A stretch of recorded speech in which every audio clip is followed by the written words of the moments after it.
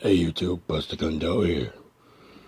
It's the 3rd of June, 2018.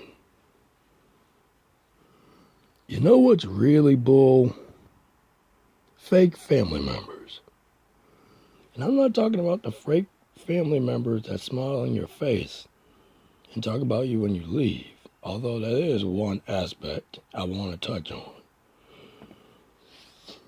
What I mean by fake family members is ones who only come around, only speak to you, only call you on the phone, only even get in touch with you when they want something from you. If they don't get anything out of it, they don't want to be anywhere near you.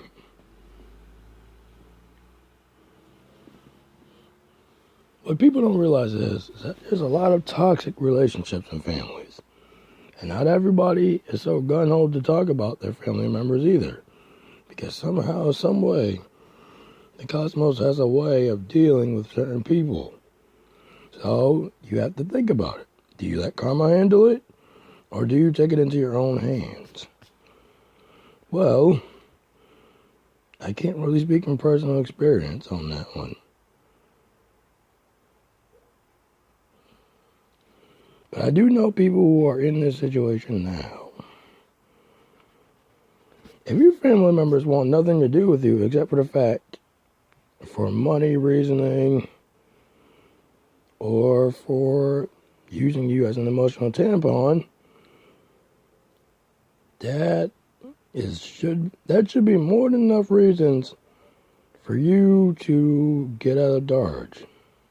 Get out of the way. Leave them to their own devices, and when they fall flat on their face, then hopefully they'll understand. But then again, not many people understand that anyway. A wise man once said,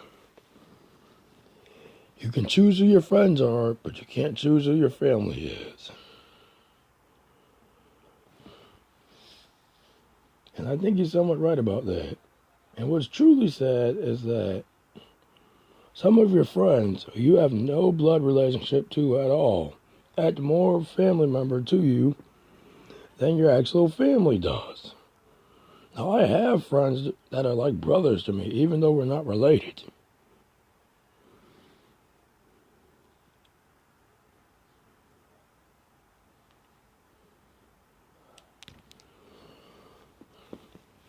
Hopefully you guys understand what I'm trying to say, because I'm trying to make this video at least a little bit comprehensive and not ramble on too much.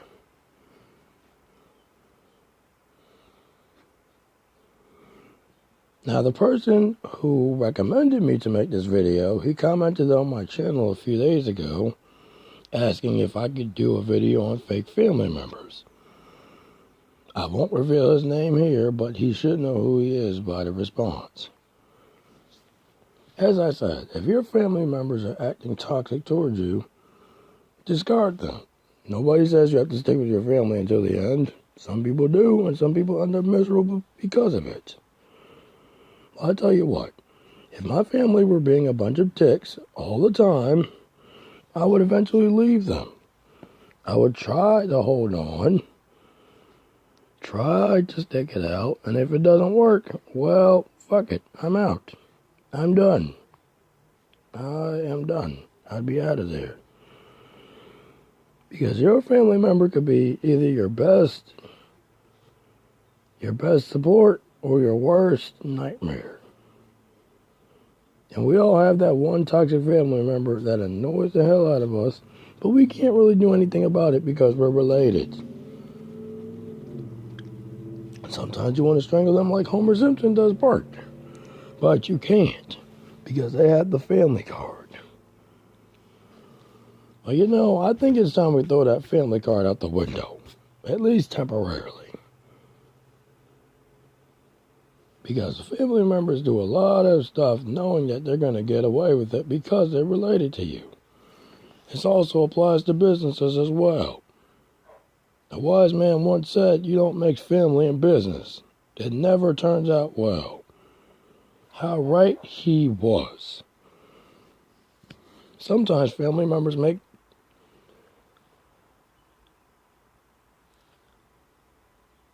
crap decisions, which end up making you the primary toilet for all that crap. They make a shitty decision that directly affects you and everyone around you without giving you any input. For example, if a family member were to get a dog and they lived with you, wouldn't you at least try to get some input on what dog you'd like, if you even want a dog? Because if you don't want a dog and your family member gets a dog anyway, most of the time they're going to shift that responsibility to you.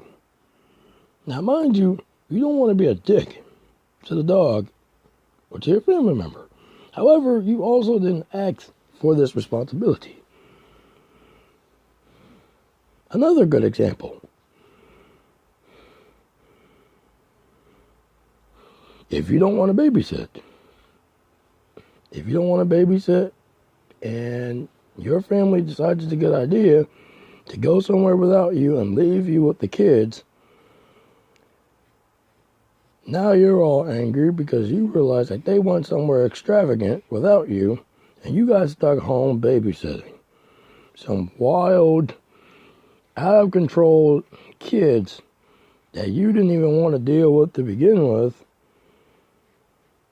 but you had no choice in the matter because they rained it on you at the last minute.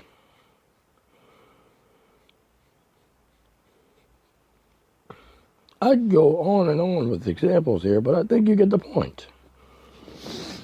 Family members, stop doing this to your younger or beneficiary family members.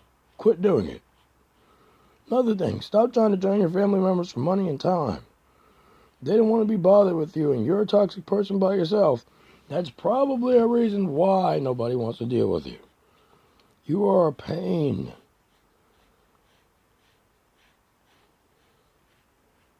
And for those of you who have family members with health problems, I can only say this much to you. Try not to give them too much sympathy. Try to help them out. But if they act like a complete dick to you, then yeah, fuck it. You tried. That's not on you. That's on them. When karma finally hits them in the knees enough times to the point where they drop, they'll understand. Hopefully. Because not all family members are smart enough to understand that. Some family members are so stupid that they'll go through their whole life manipulating people. So again, I say to you, how is your family members? How is your family relationship, I should say? How are your family members? Let me correct myself. Do you have a toxic family relationship? You don't have to tell me specifics. Just generalizations would be good. All right, that's enough for now. Like, subscribe, pound the like button. Give a comment in the comment section below if you want. If your comment is good enough, I may read it on my next video. That's all for now. Buster Gondot, out.